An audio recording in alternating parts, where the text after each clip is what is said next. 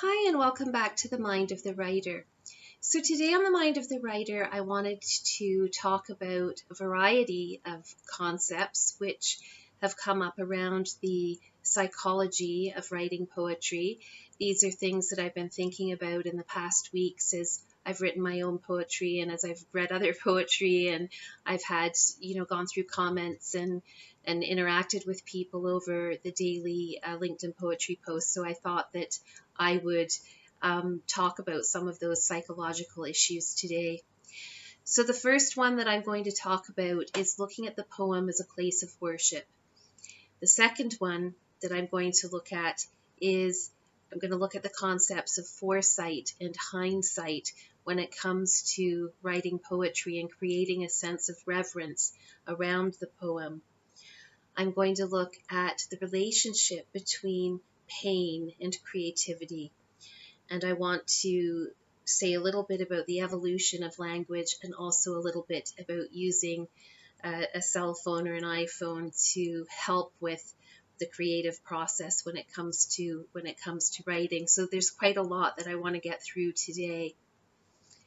You will have heard me say before that the poem comes through me, and I am kind of overkilling that statement because I've said it a lot. But this idea that I get myself in a meditative state and the poem comes through me onto the page, and I'm not entirely responsible for that poem. I'm more a channel.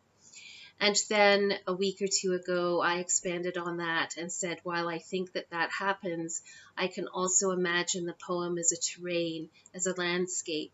And I'm the traveler or the psychological traveler making my way through that landscape toward the reader at the end. And it can be a pretty rough terrain when you're traveling through that mental landscape of a poem that's bringing up difficult landmarks for you as a writer. But today I wanted to look at the poem as a place of worship because I am fascinated by the fact that I can be in quite a lot of pain and really feeling my emotions intensely when I am writing, when I'm in situ in that poem. But then once the poem is written, I'm sort of back to getting on with my daily life, and I'm okay. And I think about how I do this every morning, and I'm in this meditative state and I'm in the same place. And then in order to make sense of this, I was thinking, well, in a way, the poem is like my place of worship. And if you think of a place of worship, whatever that place of worship is, because it will be different for everyone, this is a place where you go and you consciously set foot in that place, and it is a time apart from your daily life, from the daily grind. And when you're in that place, you generally connect, or you make an effort to connect to a power or a force that is higher than you, that is a higher entity or light force, if you want to call it that, God. And then, but at the same time, you're also centering yourself, and you're reflecting on the things that you've gone through and your life. And so it's self-reflective, but it's also connecting to a higher power. And also, in many cases, the experience is collective. And so I really feel that the act of writing a daily poem is for me at least, going into that place of worship in which I feel that I'm connecting to something that's larger than I am. It's a time of reflection on my life, and it's very grounding. At the same time, in the way that I'm doing it, it's extremely collective because I'm doing it as publicly and as in real time as I can, and immediately interacting with others once that worship is over. My act of whatever you want to call it, worship is coming to an end, and I'm immediately interacting with other people. So for me, it's a very collective experience. So by doing this, we're looking at a poem metaphorically, looking at it as a landscape and looking at it as an entity that comes through you. But for me, looking at it as a place of worship is a way of giving me an explanation of why I can be very reflective and centered and feeling connected to a higher power when I'm in the poem. And yet once I'm out of the poem, it's sort of back on with my daily life as normal.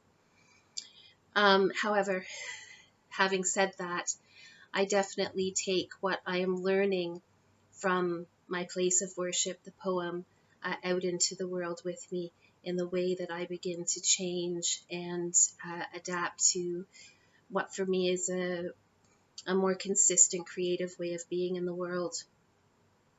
I also wanted to talk about foresight and hindsight, because I've come to the point now where when I am in nature, when I'm in the woods or I'm by the lake or I'm in a forest or in the countryside, that I can already see the poem.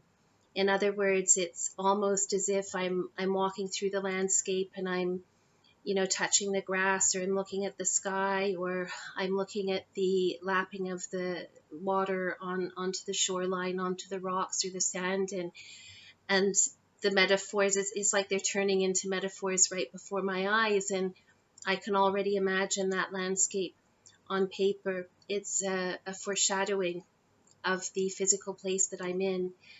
And then when I'm finished a poem, there's hindsight, and there's this sense about the poem. Well, you used to be a real place. You used to be a physical place. I shouldn't say a real place, but a physical place. And it's sort of like looking at a table or a chair and thinking, you came from the forest. You used to be a tree. So I have that feeling around my poetry and around the landscapes that I'm in before I turn them into poetry. And that for me creates a sense of reverence, a real true sense of respect around the poem and around the natural world as well. Pain and creativity. If you've been reading my poetry, and I have had people comment on this, you will be picking up on a great deal of pain. Now, in keeping with the first part of this video, I don't go through my life with that intensity of pain. I'm in a place of worship which I feel is safe, and therefore I'm in a mindset, or I'm in a state of mind in which I can experience that pain with difficulty. It's not easy. I think that I am going to talk about something quite personal here, but I was talking to my father a week ago, and he said to me, Rosemary, if you had not experienced so much pain in your life, you wouldn't be able to write the way that you do now. And I want you to look at the suffering that you've gone through and look at how now it's enabling you to write the way that you do. So I've been thinking about that, and I would say it's true, because again, if you've been reading the poetry, when I was in difficult situations, when I was a child or when I was a teenager, I was able to hang on to a lot of what I would call details of light, little hooks of light. And I would focus on these things. And of course, I have an eye for detail, which is carried over from that. I think here is where I'm going to bring up a little anecdote that I actually heard Thich Nhat Hanh say in an interview with Oprah. And I'm not sure whether this is his analogy or whether he was quoting an ancient analogy. He's a Buddhist monk, and he died not that long ago. But he said the lotus flower, which is one of the most beautiful flowers, must grow in mud. And without the mud, it, it can't grow. And I think for me, the creativity is like that, which is very in keeping with what my father said to me, that without all of that stuff that I went through earlier in my life, that I would not be able to write the poetry now. And that doesn't mean that poetry always comes from pain, because poetry and literature and songs can come from celebration and great joy. But when you read the more difficult poems than I write, I like to think of them as the lotus flower. I also want to say that I try very hard not to have bitterness to individuals in my path. So it's not like I'm looking at individuals as the mud. It's the pain that was generated, the pain that happened. That is the mud. Nor do I consider myself to be the flower. It's the art. It's the poem that I hope to be the flower from the mud. But I'm not looking at people or myself as this. I'm looking more at the pain and the result, or the creative result of that. About the evolution of language, I make words up, and I do shamelessly so. I absolutely love it. And I'm also fascinated with language and the way it's discussed in, in just in the media, that everybody is up in arms a lot of the time about language. But I studied Spanish, and even though I can't remember much, I studied Latin in university, not in university, in high school. I studied Latin for 3 years, and I am fascinated with the evolution of language. And language is always changing. Our languages are an amalgamation of other languages, and so I look at language as something that's very fluid. And if we relate this to technology, look at all of the new words that have cropped up around technology that didn't exist 30 years ago, not even 20 years ago.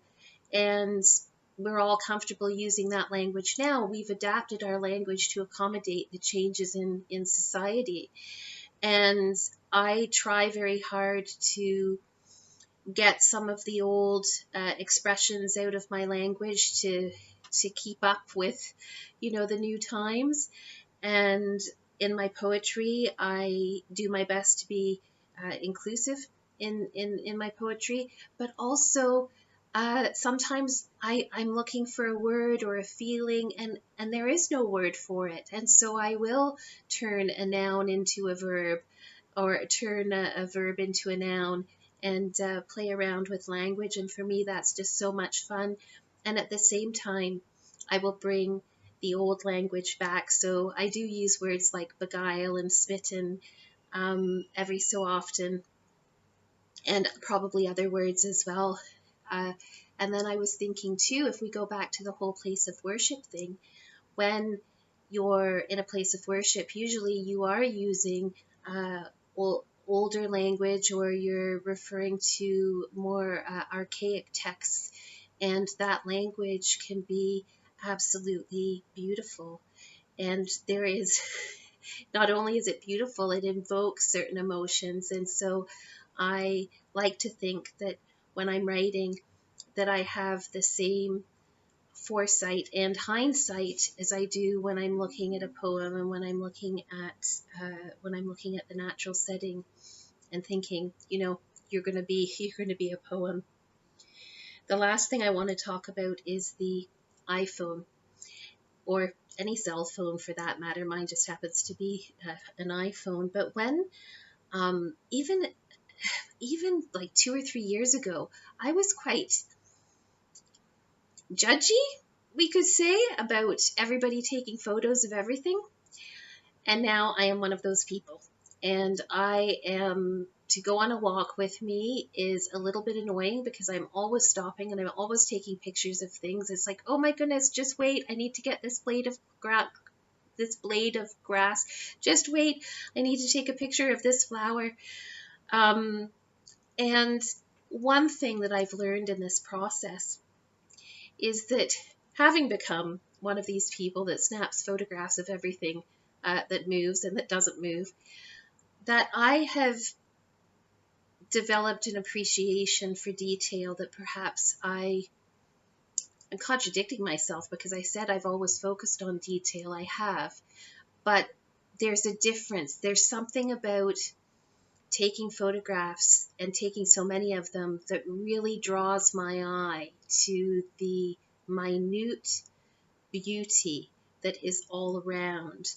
And that minute beauty I save on my telephone, and then I use it when I write the poetry. So I'm talking about my process here, and I guess I'm doing it because I'm on a creative journey and I'm doing it in public, so I'm trying to work it out. But I'm also thinking that if I share my journey and share some of the thoughts that are coming to me around the psychology of my own writing, that if you're writing poetry or if you're writing, that you will also maybe share in some of these ideas with me and think, yeah, like when I'm writing, or when I'm writing a poem, I'm in this place of worship, which explains why I am able to be apart from the daily grind of my life, and I'm able to express things that perhaps I wouldn't when I'm busy and distracted with everything that's going on around me. And that, yes, what I'm experiencing now is going to be turned into writing. And when I look at a poem, it's like, wow, that used to be a forest, or that used to be a lake, and that you can see that pain does lead to creative beauty, and that language is fluid, and that we have all sorts of language at our fingertips to use, like colors, in our work, and that taking photographs is definitely a way to collect these beautiful, beautiful details and save them for your writing or for a poem. So I hope that I have imparted some of my wisdom and development in this video, and I will see you next week on The Mind of the Writer. Thank you very much.